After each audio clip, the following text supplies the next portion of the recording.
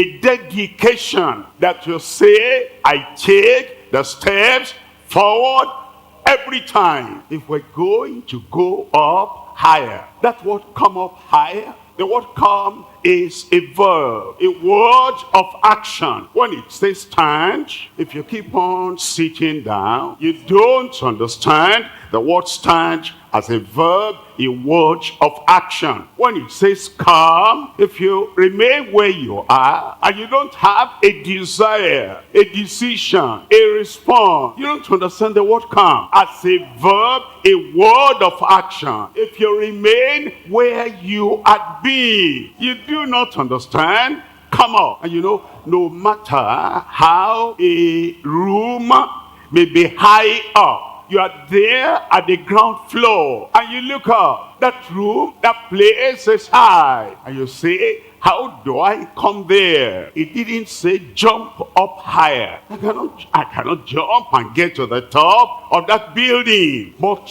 the architect who constructed the building and who knows that people will go from the ground floor and go to the last floor. He knows we cannot jump up higher. And so they built the staircase. And step after step, one step after the other, we're making the movement and we're coming up higher. The great architect of earth and heaven, the creator builder of earth and heaven, the provider of all things on earth and heaven, he knows he's going to call us to come up higher. And because of that, he builds the staircase one step after the other. And if you take those steps, eventually you'll get there higher. I will get there higher. Say that for yourself. I will get there, that higher place. I will get there. You don't jump up to get there. You go up step after step to get there. Everybody starts at the baby level. Nobody is born a doctor. Nobody is born an engineer. Nobody is born an achiever. Nobody is born a conqueror. Nobody is born a militant, courageous soldier. We all start at the ground level. And God has built all the steps that you don't remain at the ground level all your life. There's a level called despair. We don't stay there all our lives. That's a level called discouragement. We don't stay there all our lives. There is a level called average. We don't stay there all our lives. There's a level called slavery for despondency. We don't stay there all our lives. I look up. I say that is where I am destined for. And then I have a desire. I say I'm not going to remain at that level of despair and discouragement all my life. I have a desire.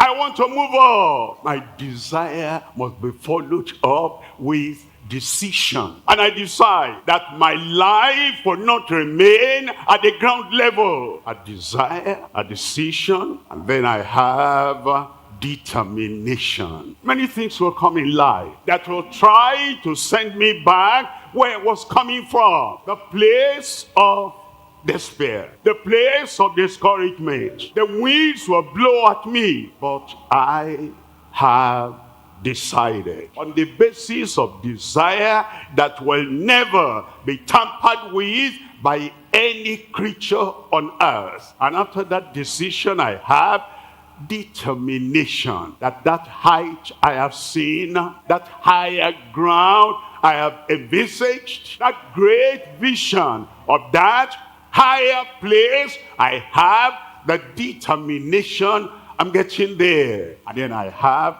diligence when determination has been set. I am diligent in everything I do, that every day will add to my progress of going higher. That every act will add to my decision of a destiny that is higher. And then I have the devotion, that I am devoted to this one thing I do, so that I get to that higher ground. And then I link up with God. I make a demand. I make a petition. I make prayers to God. And the help of God, and the assistance of God, and the goodness of God, and the promise of God that can never fail, that assists me. And he gives a decree to confirm my demand. Going up higher is a journey. And I never forget where I'm going. I never forget the determination and the destination higher. Somebody shout, higher! You reach there in Jesus' name. Walking on the King's highway, constantly going higher. We're looking at three things here. Number one, we're looking at dissatisfaction with the hedged way of limitation. There are lives that are hedged around. And because of the hedging around of their lives, they're limited. It's like when you tie a goat to a pole. The rope is on the neck of that goat. The other side, the other part of the rope is at the pole. The goat can move here and there, but he will never go beyond the length of that rope. You draw a circle. You put a pole at the center. You put the pole, and then you tie the rope at that center. And then you tie the other end of the rope on the neck of the goat. And the goat can only go through the circumference, and the radius is determined already. It will not go beyond that circumference. And a time comes in your life when you are dissatisfied with merry-go-round. You are dissatisfied with the edge path that you have. You want to break that and go beyond. That's coming up, going up, rising up higher. Number two is dedication on the highway of life's liberation. When the Lord comes to liberate you and set you free, and all the limitations of your life, all the things that hedge you down, all the things that pin you down, you're liberated, you're free, you're ready to go, you're ready to run, you're ready to come up higher. Dedication on that highway of life's liberation. And now number three is the diligence in the heavenly way for the Lord. Diligence in the heavenly way for the Lord and to the Lord. And as we take the step 1, 2, 3, we get to the higher ground, higher possession, higher place, higher achievement the Lord has called us to. We're looking at number 1 here. Number 1 is dissatisfaction with the hedged way of limitation. I have some references here, and there, I would say, in a bracket. I opened the bracket with Deuteronomy chapter 1. I closed the bracket with Deuteronomy chapter 2. Think about that. In many lives, when their bracket opens, there is a hedge, there is a limitation, there is a merry-go-round. As they were last year, they are this year. As they are this year, they might be next year. They do the same thing, think the same way, plan the same way, work the same way, all years of their lives. Their lives open with this reference, and their lives close with this reference. All you have in between is limitation, limitation, limitation. But you become dissatisfied with that. This cannot go on forever like this. Look at Deuteronomy chapter 1. I'm reading from verse 6. The Lord our God spake unto us in Horeb, saying, Ye have dwelt long enough in this mount. You have remained in this class for so long. You have remained at this same level long time. You have been hovering around this place for a long time. You have been limited to this for a long time. Think about your life. What have you been doing there long time? That you remain in the same position, you remain at the same level, you remain in the same situation, you remain in the same problem, you remain in the same failure, you remain in the same disappointment, you remain in the same place a long time. The Lord said unto them, and the Lord is saying unto you, think about your life. Ye have dwelt long enough in this mount. Look at the first part of verse 7 there. In the first part of verse 7 it says, now turn you and take your journey and go up to the mount. The failure of the past, enough. The disappointments of the past, enough. The merry-go-round of the past, enough. Movement without progress, enough. Work without achievement, enough. Here and there without any place of purpose, enough. Have you thought about your life, your character, your behavior, your habit, your spirituality, your achievement, anything you have been doing? Are you not doing the same thing? No progress? Are you not praying the same prayer? No progress? Are you not trying to action, no progress? The Lord wants us to think through in our life that we're not just living there at the same level, doing the same thing, merry-going round, and yet no progress. It's like when the way is hedged, and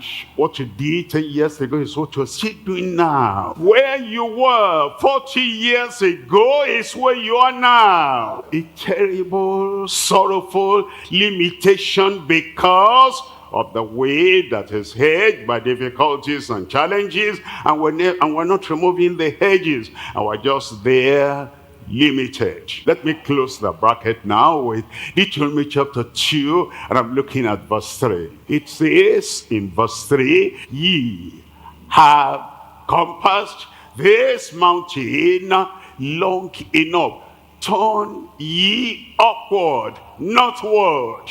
Why? The children of Israel, why? Were they always moving and not getting up? Why? The children of Israel were still doing all their merry-go-round 40 years, and they didn't reach the land of promise. Working, expending energy, eating, walking, rising, exercising, and yet there's no proof that any better thing coming in their life. Let me tell you about something about them that you may learn something about yourself. Number one, they had deliverance without devotion. The Lord delivered them out of the land of Egypt, but there was no devotion to the Lord that gave them deliverance. In our lives, we go for prayer, we have deliverance, but there is no goal to which we are dedicated. In our lives, we're healed when people pray for us, and yet there is no goal, there is no purpose, there is no plan,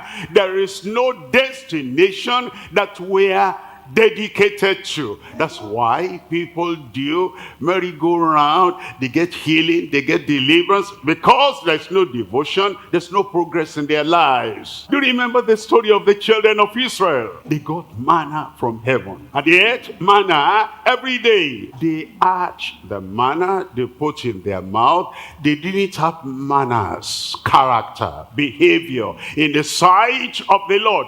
Manna to eat, no manna in their character. That's why they were doing the merry-go-round and they were not making progress. Manna is provision from heaven. It's given by God, and we eat that, and yet no manners, no changed life, no changed behavior. The grace of God was not poured into their lives to have the manners, the Christian character, the behavior. And because there's no manna, the manna they ate did not move them forward to go up higher. If you look at the children of Israel, hundreds of thousands of them that didn't get higher to the promised land, they had triumph, but they didn't have tamed tongues. They triumphed over the enemies in the wilderness. They triumphed over Pharaoh and his chariots in the Red Sea. You see, when people have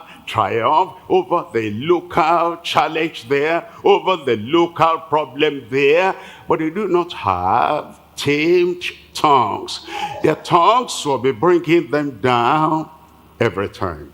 The children of Israel had healing, but they didn't have holiness. He brought them out, and there was no feeble person among them, and he made the healing covenant with them. He said, I am the Lord that healeth thee. But you know, they didn't have holiness joined with that healing. That's why all those people that had the healing in the wilderness, healing as they were coming out of Egypt, many of them did not get to higher ground, to the land of Canaan, to the land of promise, because they didn't have anything more than that healing. We must add holiness to healing. Those children of Israel were excited people, joyful people, happy people. Happiness alone does not get us to higher ground. They had the song of praise. They didn't have the stage of purity. And that's why many people today, they have